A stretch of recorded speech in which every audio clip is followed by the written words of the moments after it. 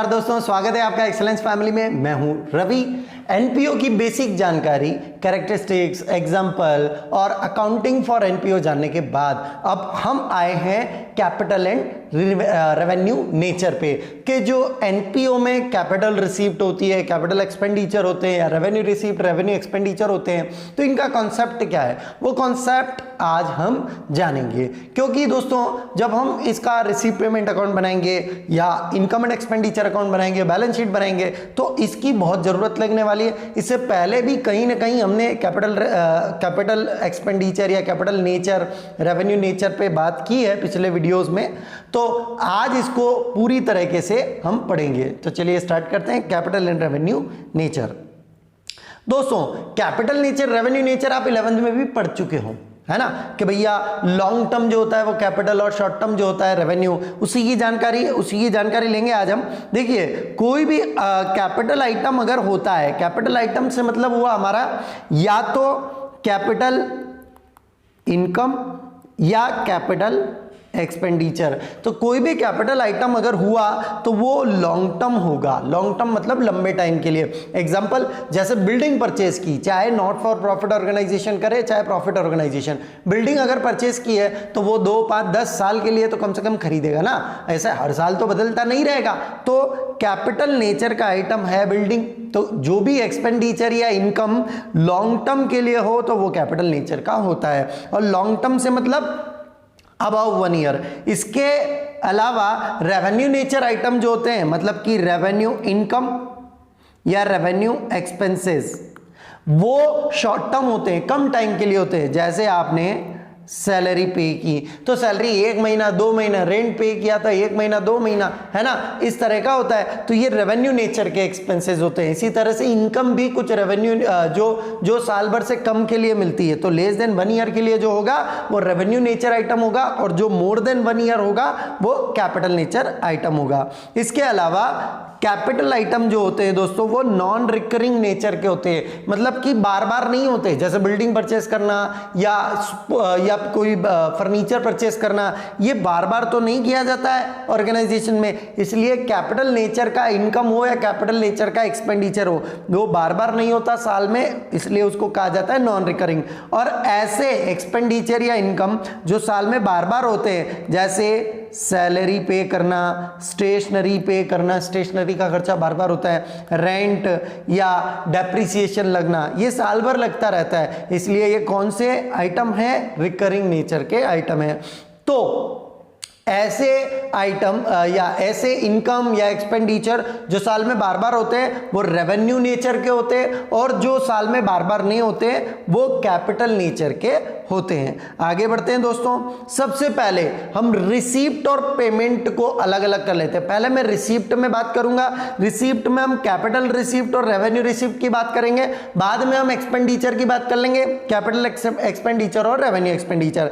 तो रिसीप्ट में पहले अगर मैं बात करूं रेवेन्यू रिसीप्ट कैपिटल रिसीप्ट की, तो कैपिटल रिसीप्ट को लायबिलिटी साइड में दिखाया जाता है बैलेंस शीट की, जैसे हम प्रॉफिट ऑर्गेनाइजेशन में करते थे, है ना।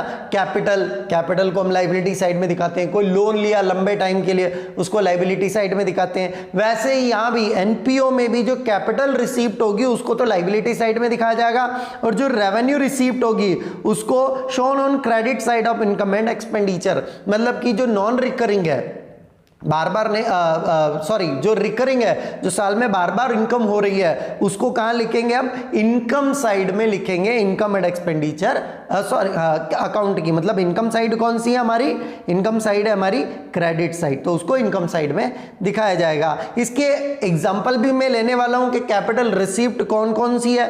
तो कैपिटल रिसीप्ट के बारे में हम देखें तो पहली कैपिटल रिसीप्ट होगी हमारी लाइफ मेंबरशिप फी। इसके बारे में भी चर्चा करने वाले हम। स्पेसिफिक डोनेशन, एंट्रेंस फी और लेगेसीज, है ना। तो एंट्रेंस फी वो जब उसको ने इंस्ट्रक्शन दिया है तो पढ़ते हैं हम। सबसे पहली हमारी capital receipt life membership fee. दोस्तों अब ऑर्गेनाइजेशन जो है हमारी एनपीओ, इसके कई सारे मेंबर है। अब मेंबर हर महीने या हर साल एक पर्टिकुलर टाइम पीरियड पर अपना सब्सक्रिप्शन देते हैं। ये हमने थोड़ा सा पहले भी पढ़ा है, आगे भी पढ़ेंगे, और सब्सक्रिप्शन के लिए मैं अलग से एक वीडियो बनाने वाला हूं जिसमें मैं सब्सक्रिप्शन का पूरा कैलकुलेशन आपको बताऊंगा। तो लाइव मेंबरशिप फी क्या होती है? जैसे ये एक नॉन प्रॉफिट ऑर्गेनाइजेशन है, ओके, इसका एक मेंबर है, इस मेंबर से 1000 रुपीज पर एनम लिया जाता है। अब इसने कहा यार हर साल आते हो, हर साल पैसा ले जाते हो, एक काम करो साल जिंदगी भर का अभी ले जाओ। अब ये तो पर्टिकुलर किसी का फिक्स नहीं है कि बंदा कितने साल जिएगा, है ना। अभी सपोज ये व्यक्ति 40 साल का है, तो ऑर्गेनाइजेशन क्या कहती है, एक काम करो आप तो 20 साल का एक साथ दे दो, 1000 के हिसाब से 20,000, और हम आपका मान लेंगे भैया आपका पूरी उम्र का सब्सक्रिप्शन हो गया। तो इसको कहते हैं लाइफ मेंबरशिप फी। तो जब मेंबर अपना पूरा मेंबरशिप फी मतलब एक पर्टिकुलर टाइम पीरियड का एक साथ दे देता है किसको, एनपीओ को, तो उसको लाइफ मेंबरशिप फी कहा जाता है। ये एनपीओ तय करता है कि लाइफ मेंबरशिप फी कैसे कितनी होगी। अब यहां पर क्या दिखाई दे रहा है हमें कि ये लॉन्ग टर्म इनकम हुई, बहुत सारे सालों का पैसा एक साथ आ गया, तो ये कैपिटल रिसीप्ट हुई। ओके, इसको कहां दिखाएंगे हम, बैलेंस शीट की लायबिलिटी साइड में। इसके अलावा आगे बढ़ते हैं, स्पेसिफिक डोनेशन। डोनेशन दो तरह का होता है, एक होता है जनरल डोनेशन, एक होता है specific donation. General donation revenue receipt होता है क्योंकि बार बार मिल सकता है, और उसका स्पेसिफाइड एक मतलब पर्पस नहीं होता है किसी के लिए खर्च करो।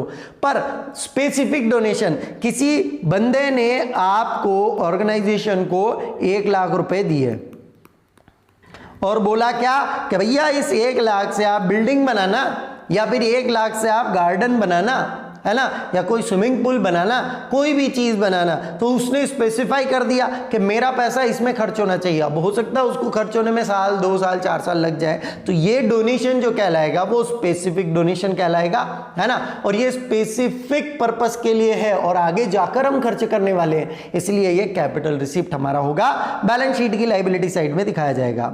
एंट्रेंस फी, अब देखिए एनपीओ ये रहा आपका। अब कोई बंदा एंटर होना चाहता है कि भैया मुझे भी मेंबर बना लो, है ना। मेंबर बनाने के लिए सपोज ₹1000 इनका सब्सक्रिप्शन है कि हर साल 1000 रुपए देना पड़ेगा, पर जब आप एंटर होगे तो 500 रुपए एक्स्ट्रा, जैसे बच्चे का एडमिशन होता है स्कूल में, ओके। अब मंथली फीस तो ली ही जाती है, पर जब उसका एडमिशन होता है तो एडमिशन फी अलग से ली जाती है। उसी तरह से ये भी मेंबर की एडमिशन फीस है, एंट्रेंस फीस है। तो जब भी मेंबर ऑर्गेनाइजेशन में आएगा उसे एक्सेस पैसा देना पड़ेगा, दैट इज एंट्रेंस फीस। अगर इंस्ट्रक्शन दिया है क्वेश्चन में कि एंट्रेंस फी को कैपिटलाइज कीजिए, है ना, तो हम उसको कैपिटल रिसिप्ट मानेंगे।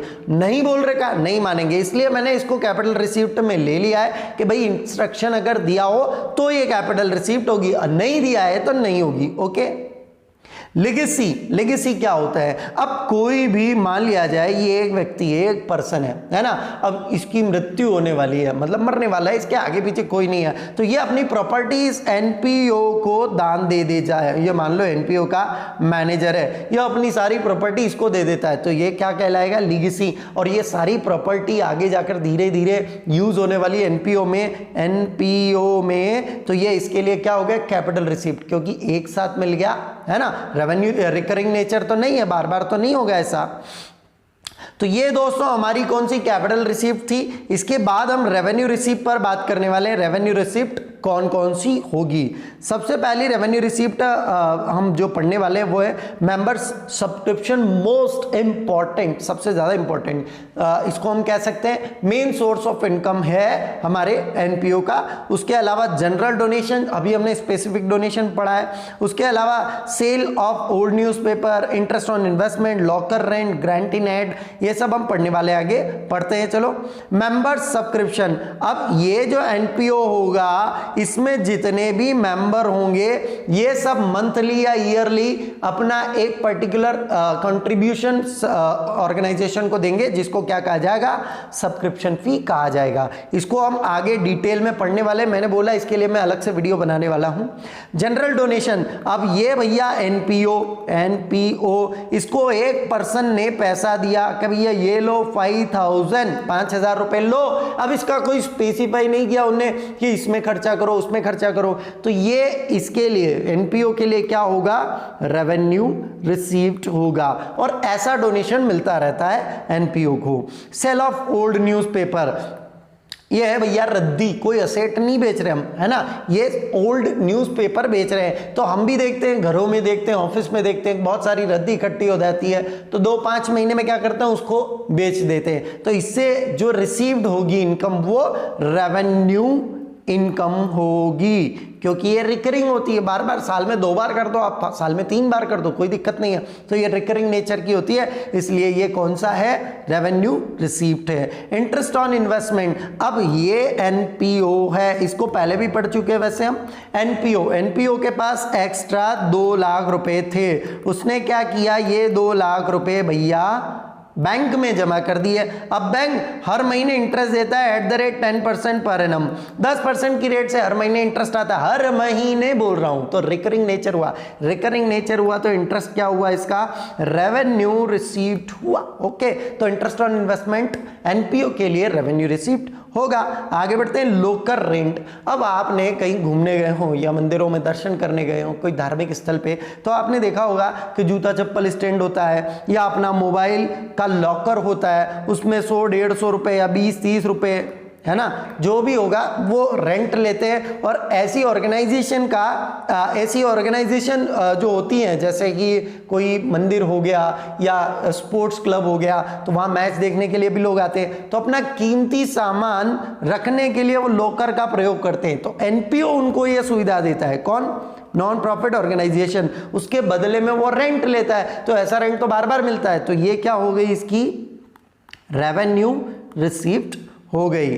और ये सारी रेवेन्यू रिसीव्ड अपन इनकम साइड में दिखाने वाले हैं, मतलब इनकम एंड एक्सपेंडिचर अकाउंट के क्रेडिट साइड को हम इनकम साइड कहते हैं, उसमें दिखाने वाले हैं। इसके अलावा ग्रांट इन एड, अब गवर्नमेंट से जो पैसा एनपीओ को ग्रांट में, अनुदान में, मतलब सहायता राशि जो मिलेगी हेल्प के लिए, वो फंड क्या कहलाएगा, ग्रांट इन एड कहलाएगा। और गवर्नमेंट से मिलने वाला ये फंड एनपीओ के लिए रिकरिंग नेचर का हो सकता है, रेवेन्यू रिसीव्ड होगा ये। और गवर्नमेंट ने स्पेसिफाई तो नहीं किया कि इसको आप यहां खर्च करो वहां खर्च करो। एक्सपेंडिचर, अब हम इनकम सारी पढ़ चुके हैं, है ना, हमने कैपिटल रिसीप्ट या कैपिटल इनकम पढ़ा और रेवेन्यू रिसीप्ट पढ़ा। अब हम एक्सपेंडिचर के बारे में बात करते हैं कि एक्सपेंडिचर कौन कौन से, कैपिटल एक्सपेंडिचर पढ़ेंगे और रेवेन्यू एक्सपेंडिचर। जिस तरह से कैपिटल रिसीव्ड बैलेंस शीट की लायबिलिटी में दिखाया जाता है, वैसे ही कैपिटल एक्सपेंडिचर बैलेंस शीट के एसेट साइड में दिखाया जाता है। और revenue received income and expenditure account की क्रेडिट साइड में दिखाई जाती है। तो revenue expenditure income and expenditure की डेबिट साइड में दिखाया जाएगा। तो वही यहां पर लिखा है, shown on debit side of income and expenditure, और कैपिटल एक्सपेंडिचर के बारे में लिखा है shown in asset side of balance sheet.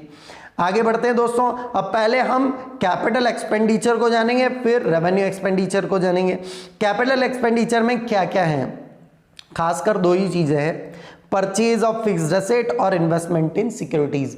ये आपका कैपिटल एक्सपेंडिचर है। कैपिटल एक्सपेंडिचर ऊपर अपन ने कॉन्सेप्ट पढ़ा, जो मोर देन 1 ईयर हो, है ना, और जो नॉन रिकरिंग का हो। तो फिक्स्ड एसेट आप बार बार नहीं खरीदते हैं और मोर देन 1 ईयर के लिए होती है, और इन्वेस्टमेंट भी मोर देन 1 ईयर के लिए होता है अमूमन, इसलिए ये क्या है, कैपिटल एक्सपेंडिचर हमारे हैं। तो जो भी एनपीओ के लिए फिक्स्ड एसेट आप परचेज करेंगे, कोई कंप्यूटर हुआ, बिल्डिंग परचेज किया, व्हीकल परचेज किया, या और कोई इक्विपमेंट परचेज किया, तो ये क्या होगी, फिक्स्ड एसेट होगी इसकी, और ये कैपिटल एक्सपेंडिचर होगा, shown in the asset side of balance sheet. Okay, investment in security, अब एनपीओ ने ही हो सकता है कि एनएससी खरीद लिए हो, है ना, सॉरी नेशनल सेविंग सर्टिफिकेट, अगर लॉन्ग टर्म हुआ तो, है ना। उसके अलावा कोई डिबेंचर, कोई शेयर्स खरीद लिए हों, तो ये इन्वेस्टमेंट जो होगा हमारा वो क्या होगा, लॉन्ग टर्म होगा, और ये कौन सा नेचर का होगा, कैपिटल नेचर, मतलब कि इसको हम कैपिटल एक्सपेंडिचर कहेंगे। इसके बाद आगे बढ़ते हैं दोस्तों, रेवेन्यू एक्सपेंडिचर में। रेवेन्यू एक्सपेंडिचर मतलब ऐसे एक्सपेंडिचर जो बार बार होते हैं, साल में कई बार होते हैं। Revenue expenditure, wages and salary, तो वेजेस एंड सैलरी देखो दोस्तों, एनपीओ जो है अपने एम्प्लॉयज को, इसके जो एम्प्लॉयज है एनपीओ, जैसे कई स्कूल्स हैं, है ना, स्कूल है, हॉस्पिटल है, तो इसके जो एम्प्लॉय होते हैं उनको जो वेजेस या सैलरी देता है वो इसके लिए बार बार हर महीने देना पड़ेगा।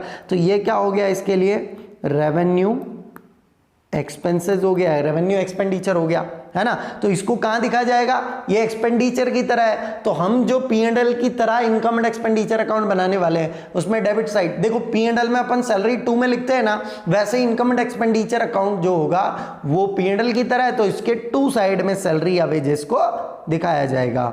ऑनरेरियम, अब होता क्या है, ऐसे जो एनपीओज होते हैं, स्कूल हो गया या और भी कोई संस्थाएं होती है, तो वहाँ पर कई ऐसे लोगों को जो मतलब फेमस लोग हैं या जो प्रोफेसर्स होते हैं उनको बुलाया जाता है लेक्चर्स के लिए, ताकि लोगों को मोटिवेट कर सकें, है ना, अपना नॉलेज दे सकें। तो उनको बदले में जो पैसा दिया जाता है सम्मान के तौर पे, उसको ऑनरेरियम कहा जाता है। रेम्यूनरेशन नहीं है, उनका मेहनताना नहीं है, उनको सम्मान की तरह पैसा दिया जा रहा है। परचेज ऑफ मटीरियल या मेडिसिन, अब डिपेंड करता है कि आपका एनपीओ है क्या। हो सकता है एनपीओ मतलब नॉन प्रॉफिट ऑर्गेनाइजेशन, आपकी कोई हॉस्पिटल हो या स्पोर्ट्स क्लब हो या और भी कोई स्कूल हो, है ना।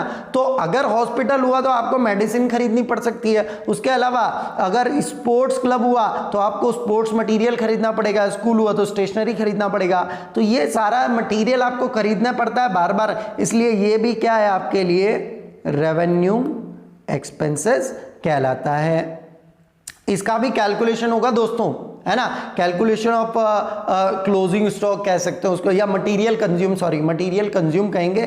तो इसका कैलकुलेशन के लिए भी एक वीडियो बनाने वाला हूं मैं। अपकीप ऑफ ग्राउंड, अब देखिए आपका एनपीओ जो होगा उसका एक ग्राउंड भी हो सकता है ना, हॉस्पिटल का हो सकता है, स्कूल का हो सकता है, तो उसकी देखभाल के लिए जो खर्चा होगा बार बार होता है, तो ये भी आपका रेवेन्यू एक्सपेंडिचर होगा। तो ये भी एक्सपेंसेस की तरह एक्सपेंडिचर साइड में दिखाया जाएगा। प्रिंटिंग एंड स्टेशनरी, ये भी आप एक्सपेंडिचर साइड में दिखाएंगे, कहां पर, expenditure income and expenditure account की डेबिट साइड में। ओके, ऑडिट फी, वैसे तो ये प्रॉफिट ऑर्गेनाइजेशन नहीं है, पर हमने शुरुआत में पढ़ा है ना, पिछले वीडियो में पढ़ा था कि भैया ऐसी ऑर्गेनाइजेशन को कानून का जो लॉ एंड ऑर्डर फॉलो करना पड़ता है, मतलब कानून का पालन करना पड़ता है, इसलिए अकाउंटिंग मेंटेन करनी पड़ती है। तो अकाउंटिंग मेंटेन करनी पड़ेगी तो ऑडिट भी करवाना पड़ेगा, मतलब उनको चेक भी करवाना पड़ेगा, है ना। इसके लिए जो एक्सपेंसेस होगा वो भी रिकरिंग नेचर का होगा, तो उसको भी रेवेन्यू एक्सपेंडिचर, क्योंकि लेस देन 1 ईयर होगा ना ये। सन्ड्री एक्सपेंडिचर, इसके अलावा बहुत सारे एक्सपेंडिचर होंगे, इलेक्ट्रिसिटी, फोन, इंटरनेट वगैरह, तो ये सारे एक्सपेंडिचर हमारे कहाँ दिखाए जाएंगे, इनकम एंड एक्सपेंडिचर की एक्सपेंडिचर साइड में, है ना। तो दोस्तों ये हमारे कैपिटल नेचर और रेवेन्यू नेचर के कुछ आइटम थे। इसके अलावा भी और कुछ हो सकता है कि मैंने कुछ छोड़ दिए हों आइटम, तो उसको भी अगर आपको लगता है कि कोई चीज़ को समझना है तो आप कमेंट बॉक्स में उसके बारे में बता दीजिए, तो मैं उसका आपको बता दूंगा कि क्या होगा ट्रीटमेंट इनकम एक्सपेंडिचर में या रिसीव पेमेंट में या बैलेंस शीट में। तो मुझे उम्मीद है कि ये वीडियो आपको पसंद आया होगा, तो प्लीज़ इस वीडियो को लाइक कीजिए, शेयर कीजिए और सब्सक्राइब कीजिए हमारे चैनल को। बहुत बहुत धन्यवाद।